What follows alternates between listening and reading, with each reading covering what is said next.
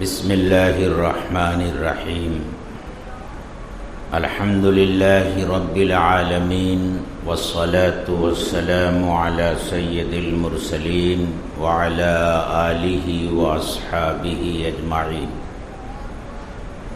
اما بعد فقد قال النبی صلی اللہ علیہ وسلم من نفس عن مؤمن كربة من كربات الدنيا نفس الله عنه كربة من كرب يوم القيامة ومن يسر على معسر يسره الله في الدنيا والآخرة ومن ستر مسلما ستره الله في الدنيا والآخرة واللہ فی عون العبد ما كان العبد فی عون اخیہ او کما قال علیہ الصلاة والسلام۔ محترم بزرگوں اور دوستوں، اللہ تعالی نے حضرت محمد الرسول اللہ صلی اللہ علیہ وسلم کو جو خصوصیات عطا فرمائی تھی، جو دوسرے نبیوں کو نہیں ملی، وہ صرف آپ کو عطا ہوئی۔ موقع موقع پر اللہ کے رسول صلی اللہ علیہ وسلم نے ان کو بیان فرمایا۔ ایک حدیث میں ارشاد فرمایا، فضلت علی الانبیاء بست، مجھے اللہ تعالی نے دوسرے نبیوں پر فضیلت بخشی ہے 6 چیزوں کے ذریعے، یعنی 6 چیزیں مجھے اللہ نے ایسی عطا فرمائی ہیں جو دوسرے نبیوں کو نہیں ملی۔ پھر آپ نے وہ 6 چیزیں بیان فرمائی ہیں۔ ان میں سے ایک چیز آپ نے ارشاد فرمائی، اوتیت جوامع الکلم، اوتیت جوامع الکلم، مجھے جامع کلمات عطا کیے گئے، یعنی اللہ نے مجھے یہ خاص ملکہ اور خاص استعداد عطا فرمائی ہے کہ چھوٹے چھوٹے جملوں میں، چھوٹے چھوٹے بول میں بہت سارے معنوں کو جمع کر دیا جاتا ہے۔ بات مختصر ہوتی ہے لیکن اس کا معنی بہت وسیع ہوتا ہے۔ اللہ نے مجھے یہ کمال عطا فرمایا ہے۔ اس کے علاوہ 5 چیزیں اور ہیں جن کو ذکر کرنے کا یہاں موقع نہیں ہے۔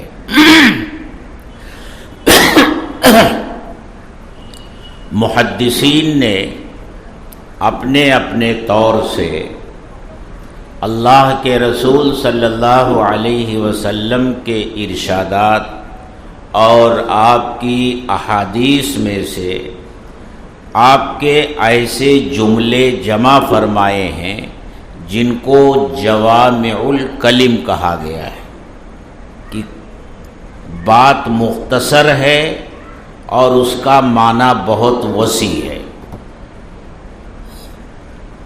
ملا علی قاری رحمۃ اللہ علیہ ایک بڑے محدث اور فقیہ گزرے ہیں، انہوں نے باقاعدہ ایک رسالہ لکھا ہے جس میں ایسی 40 حدیثیں ذکر کی ہیں جن کے بارے میں یہ کہا گیا ہے کہ یہ جوامع الکلم میں سے ہے۔ آج میں نے جو حدیث تلاوت کی ہے، اس حدیث کے بارے میں بھی محدثین یہ فرماتے ہیں کہ یہ جوامع الکلم میں سے ہے۔ اس حدیث میں اللہ کے رسول صلی اللہ علیہ وسلم نے 4 باتیں ارشاد فرمائی ہیں۔ کہنے کو تو وہ 4 باتیں ہیں، لیکن ان 4 میں سے ہر بات ایسی ہے کہ اس کے الفاظ تو بہت کم ہیں، وہ ایک جملہ ہے، ایک بول ہے، لیکن اس پر غور کیا جاتا ہے تو اس کا معنی بہت وسیع ہے۔ وہ 4 چیزیں کیا ہیں؟ پہلے میں اس حدیث کا ترجمہ کر دیتا ہوں، پھر ایک ایک کے بارے میں ہم غور و فکر کریں گے کہ اس کا مطلب کیا ہے، اس کا معنی کیا ہے۔ مسلم شریف کی یہ روایت ہے اور راوی ہیں اس کے حضرت ابو ہریرہ رضی اللہ تعالی عنہ، جو مشہور صحابی ہیں۔ فرماتے ہیں کہ اللہ کے رسول صلی اللہ علیہ وسلم نے ارشاد فرمایا، جس نے کسی مومن کی کوئی تکلیف اور پریشانی اس دنیا کی معمولی اور حقیر اور چھوٹی پریشانی دور کی، تو اللہ تعالیٰ قیامت کے دن جو بڑی بڑی پریشانیاں پیش آئیں گی، دشواریاں پیش آئیں گی، ان میں سے کسی بڑی تکلیف کو اللہ تعالیٰ دور فرما دیں گے۔ دنیا کی چھوٹی تکلیف دور کرے گا اپنے مومن بھائی سے، تو اس کے بدلے میں اللہ تعالیٰ قیامت کے دن بڑی پریشانیوں میں سے کوئی بڑی پریشانی دور فرما دے گا۔ دوسری بات ارشاد فرمائی، وَمَنْ يَسَّرَ عَلَى مُعْسِرٍ، جس نے کسی تنگ دست کو سہولت پہنچائی۔ کوئی آدمی تنگ دست ہے، غریب ہے، مفلوق الحال ہے، اس کی مدد کی، اس کو سہولت اور آسانی پہنچائی، تو فرمایا یسر اللہ فی الدنیا والآخرہ، اللہ اس کے لیے آسانی پیدا فرمائیں گے دنیا میں بھی اور آخرت میں بھی۔ تیسری بات ارشاد فرمائی، وَمَن سَتَرَ مُسْلِمًا سَتَرَهُ اللَّهُ فِي الدُّنْيَا وَالْآخِرَةِ، اور جس نے کسی مسلمان کی اس دنیا میں پردہ پوشی فرمائی، اس کے عیب کو چھپایا، لوگوں کے سامنے اس کو رسوا ہونے سے بچایا، تو سترہ اللہ فی الدنیا والآخرہ، تو اللہ اس کی پردہ پوشی فرمائے گا اس دنیا میں بھی اور آخرت میں بھی۔ اسے اللہ نہ اس دنیا میں رسوا ہونے دے گا اور نہ قیامت کے دن اللہ تعالی اس کو رسوا ہونے دے گا۔ یہاں بھی رسوائی سے اللہ حفاظت فرمائے گا اور وہاں بھی اللہ رسوائی سے اس کی حفاظت فرمائے گا۔ چوتھی بات ارشاد فرمائی، واللہ فی عون العبد ما کان العبد فی عون اخیہ، اللہ برابر اپنے اس بندے کی مدد میں لگا رہتا ہے، مدد کرتا رہتا ہے۔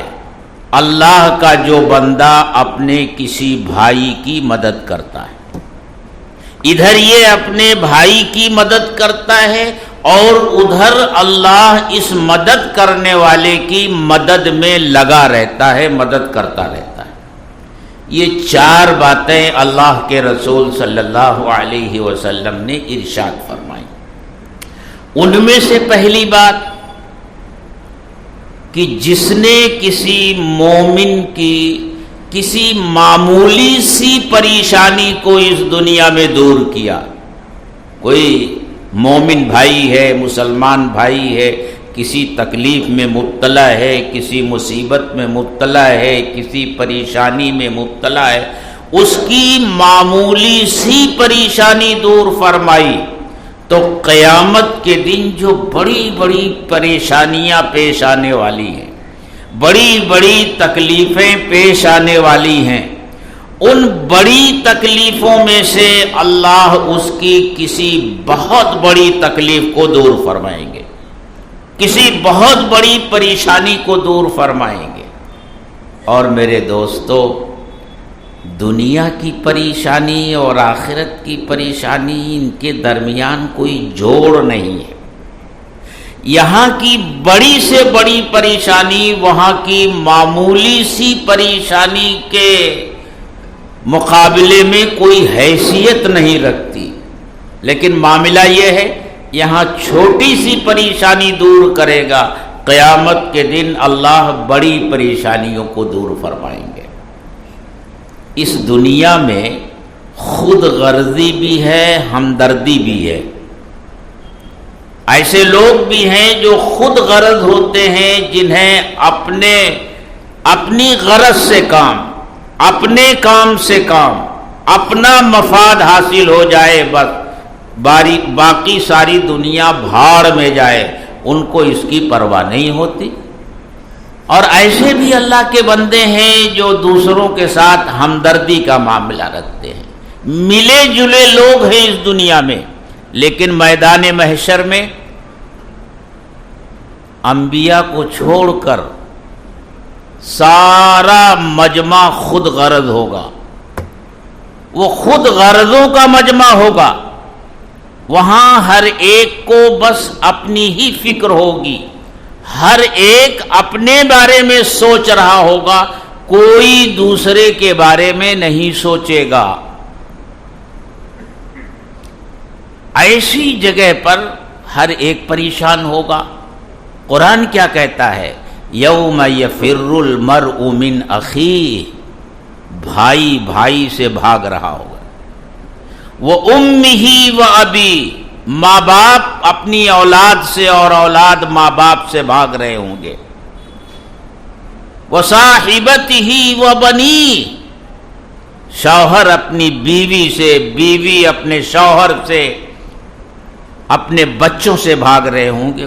کوئی کسی سے کوئی سروکار نہیں رکھے گا، ہر ایک اپنی ہی پریشانی میں مبتلا ہوگا۔ اور ایک موقع تو وہ آئے گا جب کوئی کسی کو نہیں یاد کرے گا، انبیاء بھی اس وقت اپنے بارے میں سوچ رہے ہوں گے۔ ایک حدیث میں آتا ہے، حضرت عائشہ صدیقہ رضی اللہ تعالی عنہا بیٹھی رو رہی ہے، سوچ میں غرق ہیں اور آنکھوں سے آنسو جاری ہے۔ اللہ کے رسول صلی اللہ علیہ وسلم تشریف لائے، آپ نے حضرت عائشہ کو فکر میں ڈوبا ہوا اور روتا ہوا دیکھا، تو آپ نے پوچھا ما یبکیک، عائشہ کیوں رو رہی ہو، کس چیز نے تمہیں رولا دیا؟ تو انہوں نے عرض کیا ذکرت النار و بقیت، میں نے جہنم کو یاد کیا اور مجھے رونا آ گیا، میں رونے لگی کہ جہنم کتنی خوفناک جگہ ہے اور وہاں کا عذاب کیسا ہے، اور وہاں کیسی کیسی تکلیفیں جہنمیوں کو دی جائیں گی، بس یہ سوچ کر میں رونے لگی۔ حضرت عائشہ جن کا مقام اور مرتبہ یہ ہے کہ اس دنیا میں ہی اللہ نے انہیں جنتی ہونے کی بشارت دے دی ہے، آپ کو یہ اطلاع دی گئی کہ یہ عائشہ اس دنیا میں بھی آپ کی بیوی ہیں اور جنت میں بھی یہ آپ کی بیوی ہوں گی۔ عائشہ وہ ہیں جن کے لیے جبریل امین آسمانوں سے آتے ہیں اور اللہ کے رسول صلی اللہ علیہ وسلم سے درخواست کرتے ہیں کہ عائشہ کو میرا سلام پہنچا دیجیے۔ یہ عائشہ ہیں، یہ رو رہی ہیں، جہنم کو یاد کر کے رو رہی ہیں، اور اللہ کے رسول پوچھ رہے ہیں ما یبکی کی، عائشہ کس چیز نے رولا دیا تم کو؟ تو کہتی ہیں جہنم کو یاد کیا اور رونے لگی۔ اور پھر مان حضرت عائشہ کے دل میں خیال آیا کہ آپ تو مجھ سے بہت زیادہ محبت کرتے ہیں، سوچ رہی ہیں کہ آپ تو مجھ سے بہت زیادہ محبت کرتے ہیں، میری معمولی سی پریشانی اور معمولی سا دکھ آپ برداشت نہیں کر پاتے ہیں۔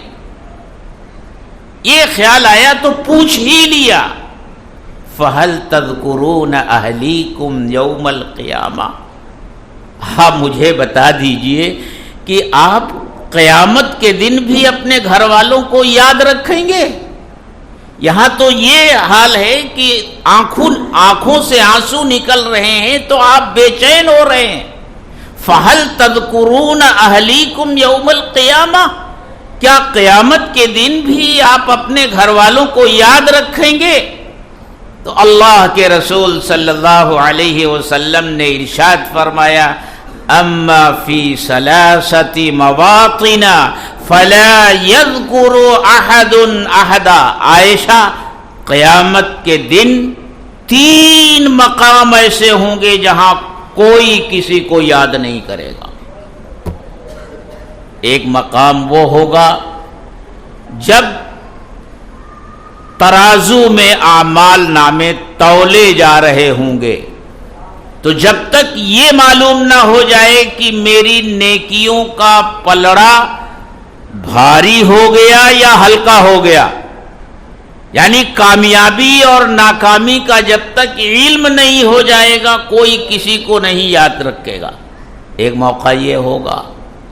دوسرا موقع ہوگا جب اعمال نامے دیے جائیں گے،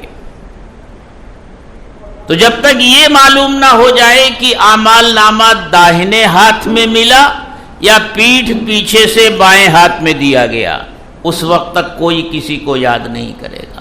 اور تیسرا موقع وہ ہوگا جب پلسرات کو جہنم کی پشت پر رکھا جائے گا اور کہا جائے گا کہ ہر شخص جسے ایمان کا دعویٰ تھا وہ اس پلسرات سے گزرے، اس وقت کوئی کسی کو نہیں یاد کر رہا ہوگا۔ یہ 3 موقع ایسے ہیں جہاں کوئی کسی کو یاد نہیں کرے گا۔ اتنے سخت ہوں گے وہ 3 موقع۔ تو اللہ تعالیٰ اللہ کے رسول کیا فرماتے ہیں؟ من نفس عن مؤمن کربۃ من کربات الدنیا، جس نے اپنے مومن بھائی کی کسی معمولی تکلیف کو اس دنیا میں دور کیا ہے، نفس اللہ عنہ کربۃ من کربات یوم القیامہ، اللہ تعالی قیامت کی بڑی بڑی تکلیفوں کے موقع پر کسی بڑی تکلیف کو اللہ تعالی دور فرمائیں گے، یہ صلہ عطا فرمائیں گے۔ میزان پر وزن ہو رہا ہو، وہاں جو پریشانی ہے اللہ دور فرما دے۔ اعمال نامے تقسیم ہو رہے ہیں، وہاں اللہ تعالی کامیابی عطا فرما دے۔ جہنم کی پشت پر پلسرات کو رکھا گیا ہے، وہاں اللہ تعالی آسانی سے گزار دیں، یہ اللہ کے لیے کوئی مشکل نہیں ہے۔ تو یہ بات ارشاد فرمائی۔ اور آگے بڑھنے سے پہلے ایک بات اچھی طرح سمجھ لیجئے کہ اللہ تعالی اپنی تمام مخلوق کے ساتھ، چاہے وہ انسان ہوں یا انسانوں کے علاوہ دوسری مخلوقات ہوں، بہت محبت فرماتے ہیں۔ اور اللہ تعالیٰ کو وہ بندہ بہت پسند اور محبوب ہوتا ہے جو اللہ کی مخلوق کے ساتھ محبت کرے۔ اللہ کو اپنی مخلوق بہت محبوب ہے، اور جو اللہ کی مخلوق کے ساتھ محبت کرے اللہ اس سے بہت زیادہ محبت فرماتے ہیں۔ کتنی محبت فرماتے ہیں؟ بخاری شریف کی روایت ہے کہ ایک مرتبہ کچھ قیدی مدینہ لائے گئے۔ ان قیدیوں میں ایک عورت تھی، اس کا ایک دودھ پیتا چھوٹا بچہ تھا، وہ کہیں ادھر ادھر ہو گیا۔ اب وہ عورت بے چین ہو گئی اور اپنے اس بچے کو ادھر ادھر تلاش کرنے لگی۔ پھر جب وہ بچہ اسے ملا تو اس نے اس بچے کو اٹھا کر اپنے سینے سے چمٹا لیا اور اسے پیار کرنے لگی۔ اللہ کے رسول صلی اللہ علیہ وسلم نے صحابہ سے پوچھا، یہ بتاؤ کہ اگر اس عورت سے یہ کہا جائے کہ اپنے اس بچے کو آگ میں ڈال دے تو کیا یہ عورت اپنے اس بچے کو آگ میں ڈال دے گی؟ صحابہ نے عرض کیا کہ اللہ کے رسول ہرگز نہیں۔ جس طرح کی محبت اور تعلق اس ماں کا اپنے اس بچے کے ساتھ ہے، اس کا تو تصور ہی نہیں کیا جا سکتا کہ یہ اپنے بچے کو آگ میں ڈال دے گی۔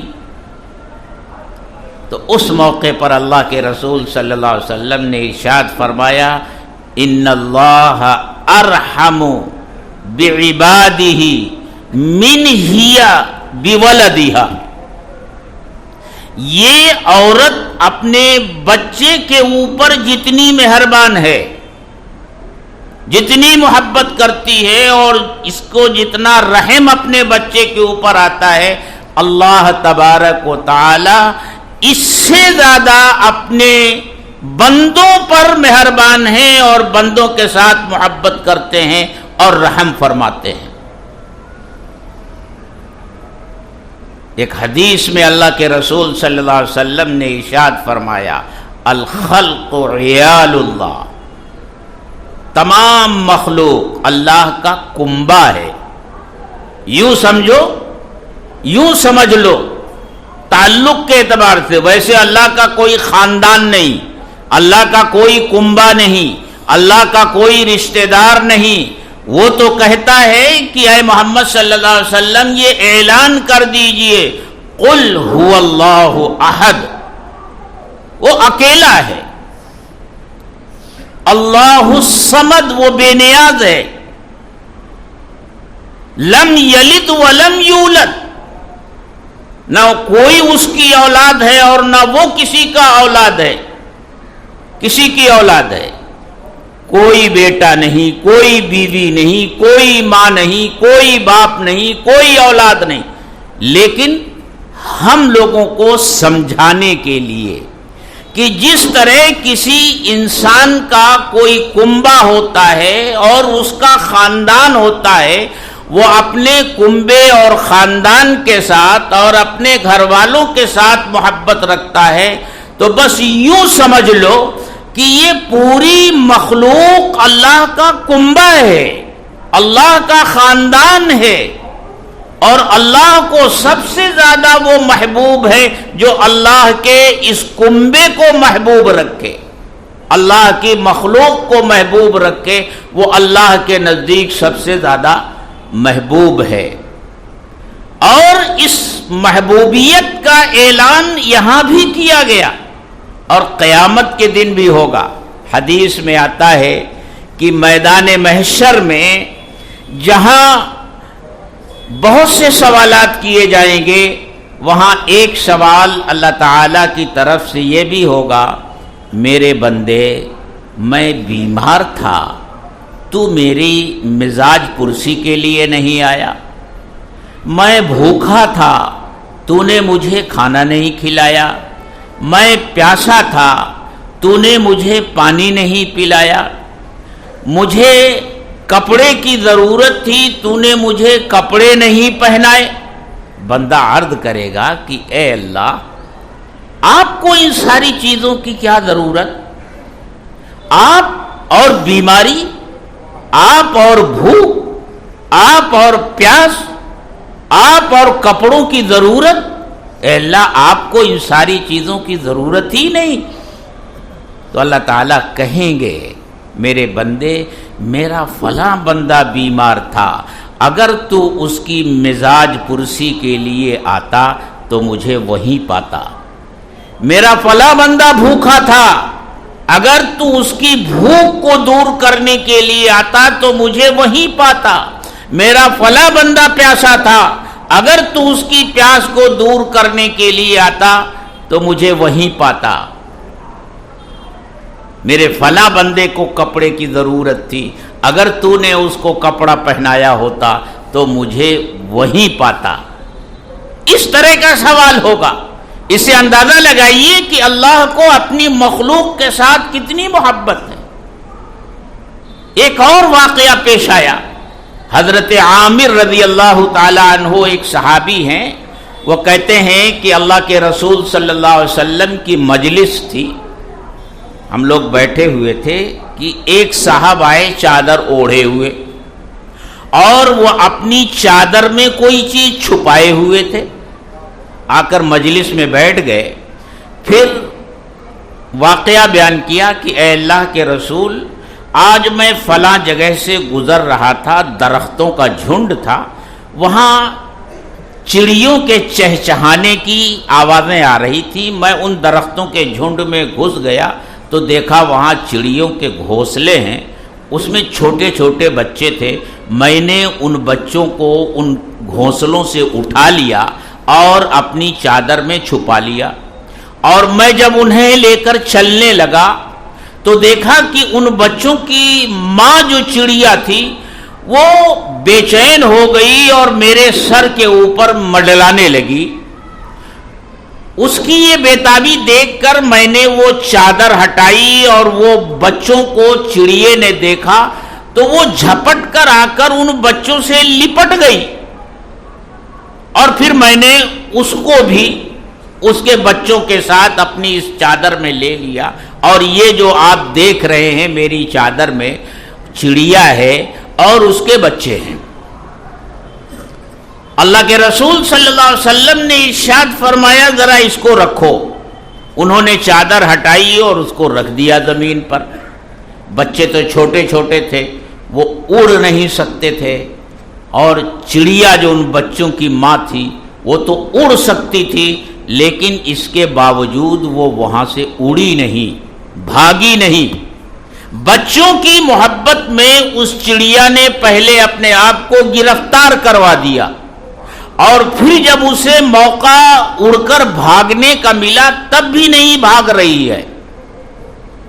اللہ کے رسول صلی اللہ علیہ وسلم نے صحابہ سے کہا اتعجبون، کیا تمہیں تعجب ہو رہا ہے کہ اس چڑیا کو اپنے بچوں کے ساتھ کتنی محبت ہے؟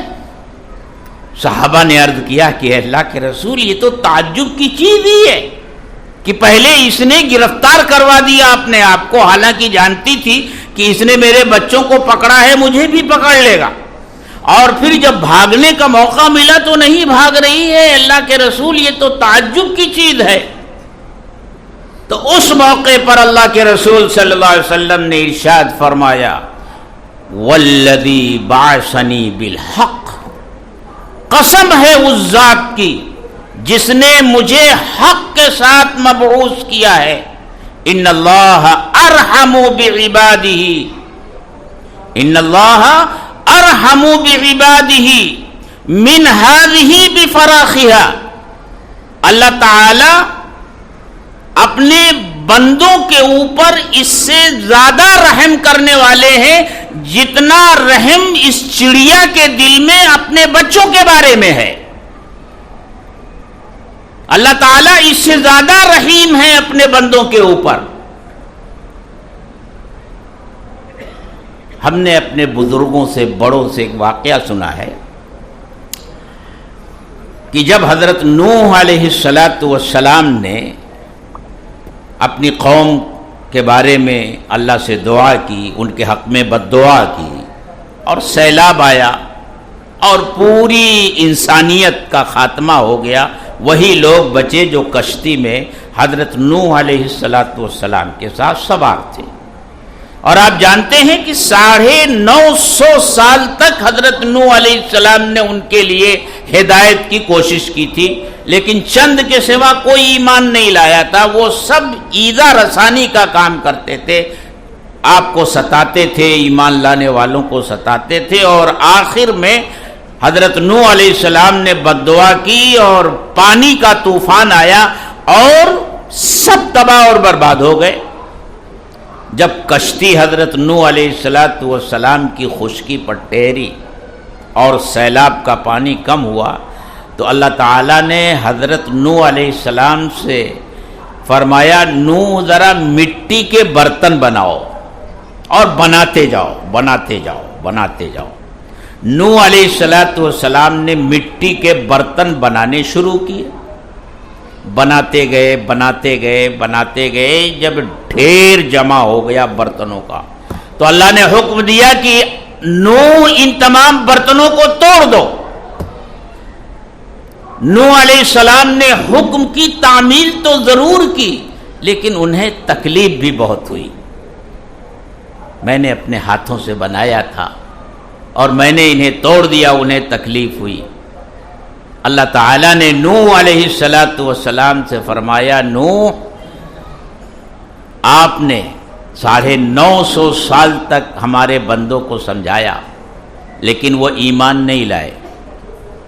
آپ نے ان کے لیے بد دعا کی اور ہم نے ان کے ایمان نہ لانے کی وجہ سے انہیں تباہ اور برباد کر دیا. لیکن نوح پھر بھی وہ ہمارے بندے تھے. تمہیں کچے برتنوں کو توڑنے سے اتنی تکلیف ہوتی ہے پھر بھی وہ ہمارے بندے تھے. کیسے بھی تھے، ہمارے بندے تھے. تو اللہ تعالیٰ کو اپنی مخلوق کے ساتھ اتنی محبت ہے، اسی لیے جو اللہ کی مخلوق کے ساتھ محبت کرتا ہے اللہ اس سے محبت کرتے ہیں، اور جو اللہ کی مخلوق پر ظلم و ستم کرتا ہے اللہ اسے معاف نہیں کرتے. واقعہ بارہا آپ نے سنا ہے کہ ایک بدکار عورت نے پیاسے کتے کو پانی پلا دیا، اللہ نے اس کی مغفرت فرما دی. حالانکہ کتا ایسا ناپاک جانور ہے کہ خنزیر کے بعد سب سے زیادہ پلید اور گندا جانور اس دنیا میں اگر کوئی ہے تو وہ کتا ہے. خنزیر کے بعد کتا ہے. یہ کتنا پلید ہے اور کتنا گندا ہے. اس کی گندگی کا یہ حال ہے کہ اگر کسی برتن میں کوئی کھانے پینے کی چیز رکھی ہوئی ہو اور کوئی ناپاک چیز اس برتن میں گر جائے تو ایک مرتبہ آپ اس برتن کو دھو دیجئے، صاف کر دیجئے، وہ برتن پاک ہو جاتا ہے. لیکن اگر برتن میں کوئی کھانے پینے کی چیز رکھی ہوئی ہے اور اس میں کتا منہ ڈال دے، کھا لے یا پی لے، تو وہ برتن ناپاک ہو جاتا ہے. ایک مرتبہ دھونے سے وہ پاک نہیں ہوتا. روایتیں مختلف ہیں. بعض روایتوں میں آتا ہے 8 مرتبہ دھو، بعض روایتوں میں آتا ہے 7 مرتبہ دھو، اور بعض روایتوں میں آتا ہے کہ 3 مرتبہ وہ دھو اور آخر میں مٹی سے رگڑ کر اسے دھو. صرف پانی سے دھونے سے نہیں، مٹی سے ماجو اسے، تب وہ برتن پاک ہوتا ہے. ہمارے ہاں آج فتویٰ 3 مرتبہ دھونے پر ہے کہ اسے 3 مرتبہ دھویا جائے گا تب وہ برتن پاک ہوگا. ایسا ناپاک جانور ہے. لیکن اس ناپاک جانور کی پیاس کو بجھایا اس بدکار عورت نے تو اللہ تعالیٰ نے اس کی مغفرت کر دی. اور ایک عورت نے ایک بلی باندھ کے رکھی، اس کو بھوکا پیاسا رکھا اور وہ بھوک پیاس سے مر گئی تو اللہ نے اس کو جہنمی قرار دیا. اللہ کو اپنی مخلوق کے ساتھ بہت محبت ہے. اسی لیے کیا فرمایا، من نفس عن مؤمن قربة من قرب الدنیا نفس اللہ عنہ قربة من قرب یوم القیامہ. پہلی بات. دوسری بات فرمائی اسی سے ملتی جلتی، ومن یسر علی معسر. یہاں مومن اور مسلم ہونے کی کوئی قید نہیں لگائی. کیا کہا؟ من یسر علی معسر، جس نے کسی تنگ دست کو سہولت دی. اب وہ مختلف صورتوں میں ہو سکتی ہے وہ سہولت. وہ سہولت یہ بھی ہو سکتی ہے کہ مثلاً آپ نے کسی کو قرض دیا ہوا ہے، اب وہ بیچارہ اتنا تنگ دست ہو گیا ہے کہ آپ کا قرض ادا نہیں کر پا رہا ہے، مہلت پر مہلت مانگ رہا ہے اور آپ اسے مہلت دے رہے ہیں، تو یہ بھی سہولت دینا ہے، نہ یہ کہ سوار ہو جائیں اگر نہیں دیا تو گھر کی قرقی کروا دوں گا، یہ کر دوں گا، وہ کر دوں گا، وہ کر دوں گا، آپ سہولت دے رہے ہیں۔ تو ایسی سہولت اگر آپ کسی کو دیتے ہیں تو اللہ کے رسول فرماتے ہیں اللہ تعالی دنیا میں بھی سہولت عطا فرمائے گا اور قیامت کے دن بھی اللہ تعالی سہولت عطا فرمائے گا۔ وقت ختم ہو رہا ہے، اس لیے میں جلدی جلدی اپنی بات پوری کر رہا ہوں۔ تیسری بات جو ارشاد فرمائی، وَمَن سَتَرَ مُسْلِمًا سَتَرَهُ اللَّهُ فِي الدُّنْيَا وَالْآخِرَةِ۔ آج ہمارے یہاں بڑا برا حال ہے، ہمارے ہاں حال یہ ہے ہر ایک دوسری کی ٹوہ میں رہتا ہے، کسی کی کمزوری مل جائے، کسی کا کوئی عیب مل جائے، ایسی کوئی بات اس کی مل جائے جس کو وہ چھپا رہا ہے اور وہ نہیں چاہتا کہ میری یہ بات لوگوں کے سامنے آئے، میرا یہ عیب لوگوں کے سامنے آئے، وہ چھپا رہا ہے۔ لیکن ہمارے معاشرے میں ایسے لوگوں کی بہت بڑی تعداد ہو گئی ہے جو ٹوہ میں رہتے ہیں۔ یہ آدمی جو جا رہا ہے نا، کل تو یہ پھٹے پرانے کپڑے پہن رہا تھا، آج اچھے کپڑے پہن رہا ہے، کل پیدل چل رہا تھا، آج سائیکل پر چلنے لگا ہے، کیسے کیا ہو گیا، کیسے تبدیلی آ گئی، وہ ٹوہ میں لگا رہتا ہے اس کے۔ اور جب کوئی کمزوری اس کی مل گئی تو پھر کیا کہنے، اس کے شب و روز کا مشغلہ ہو جاتا ہے، ارے سنا نہیں فلاں کے بارے میں، اس نے کیا کیا ہے، اس نے یہ کیا ہے، اس نے یہ کیا ہے، اس نے یہ کیا ہے۔ وہ اس کو اس دنیا میں رسوا کرتا پھر رہا ہے، وہ چاہتا ہے کہ لوگوں کے سامنے وہ رسوا ہو جائے۔ ایسے لوگوں کی بڑی تعداد ہے، جبکہ قرآن کیا کہتا ہے، وَلَا تَجَسَّسُوا، لوگوں کی ٹوہ میں مت رہا کرو، ان کے عیب تلاش مت کیا کرو۔ اور ایک حدیث میں تو اللہ تعالی کی شان یہ بتائی گئی، جو اپنے کسی مسلمان بھائی کے عیبوں کو تلاش کر کے اور لوگوں کے سامنے لاتا ہے تو اللہ تبارک و تعالی اس کو اس کے گھر میں ہی رسوا کریں گے، اس دنیا ہی میں اللہ تعالیٰ اسے رسوا کریں گے اور اس گھر میں بیٹھا ہوا ہوگا اور اس کے گھر میں ہی اللہ تعالیٰ اسے رسوا کریں گے۔ لیکن اس حدیث میں تو اس سے آگے کی بات کہی گئی، اول تو ٹوہ میں مت رہو، لیکن اگر کسی کی کوئی ایسی بات پہنچ جائے تو اس کی پردہ پوشی کرو، کیونکہ پردہ پوشی کرنا یہ اللہ کی صفت ہے۔ اللہ کے صفاتی ناموں میں سے ایک نام ستار ہے۔ ستار کے معنی ہوتا ہے پردہ ڈالنے والی ذات، پردہ پوشی کرنے والی ذات۔ تو جو اس دنیا میں اپنے کسی مسلمان بھائی کے عیبوں پر پردہ ڈالے گا، ستر پوشی کرے گا، تو اس کا انعام کیا ملے گا؟ اللہ تعالیٰ اس دنیا میں بھی اس کی ستر پوشی فرمائیں گے اور قیامت کے دن بھی اللہ تعالیٰ میدان محشر میں اس کو رسوائیوں سے بچائیں گے۔ چوتھی بات فرمائی، واللہ فی عون العبد ما کان العبد فی عون اخی۔ میرے بھائیوں، بہت سے مواقع ایسے آتے ہیں کہ ہمیں پریشانیاں گھیر لیتی ہیں اور ہم ان پریشانیوں کو دور کرنے کی کوشش کرتے ہیں، لیکن وہ پریشانیاں دور ہی نہیں ہوتی بلکہ اور بڑھتی جاتی ہیں، معاملہ اور زیادہ الجھتا چلا جاتا ہے۔ تب اس کے لیے اس حدیث میں ایک آسان نسخہ بتایا گیا، ایک آسان نسخہ، دعائیں مانگو، بزرگوں سے دعا کرنے کی درخواست کرو، سب کچھ کرو، لیکن وہ پریشانیاں جو دور نہیں ہو رہی ہیں ان کو دور کرنے کا آسان نسخہ اللہ کے رسول نے فرمایا کہ تم اپنے کسی ایسے بھائی کی پریشانی کو دور کرو جس کو تم دور کر سکتے ہو، تمہارے بس میں ہے۔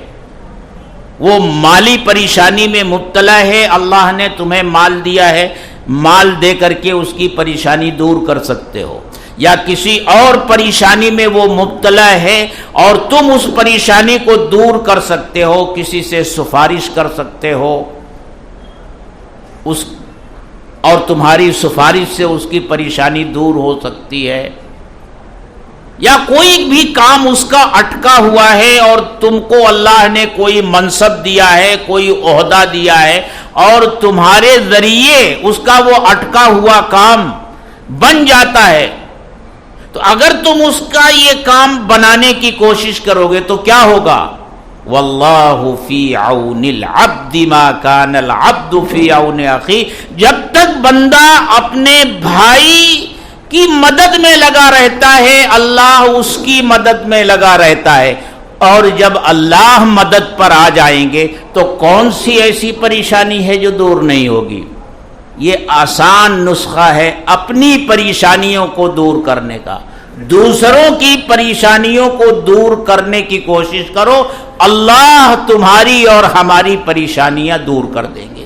تو یہ 4 باتیں اللہ کے رسول صلی اللہ علیہ وسلم نے ارشاد فرمائی۔ ایک مرتبہ پھر ان 4 باتوں کو میں دہراتا ہوں۔ جس نے کسی مومن کی کسی معمولی تکلیف کو اس دنیا میں دور کیا، اللہ تعالی قیامت کی بڑی تکلیفوں میں سے اس کی کسی بڑی تکلیف کو دور فرمائیں گے۔ جس نے کسی تنگ دست کے لیے آسانیاں پیدا کی، اللہ تعالیٰ دنیا میں اور آخرت میں اس کے لیے آسانیاں پیدا فرمائیں گے۔ جس نے اپنے کسی مسلمان بھائی کی پردہ پوشی کی تو اللہ تعالیٰ اس دنیا میں بھی اس کی پردہ پوشی فرمائیں گے اور آخرت میں بھی پردہ پوشی فرمائیں گے۔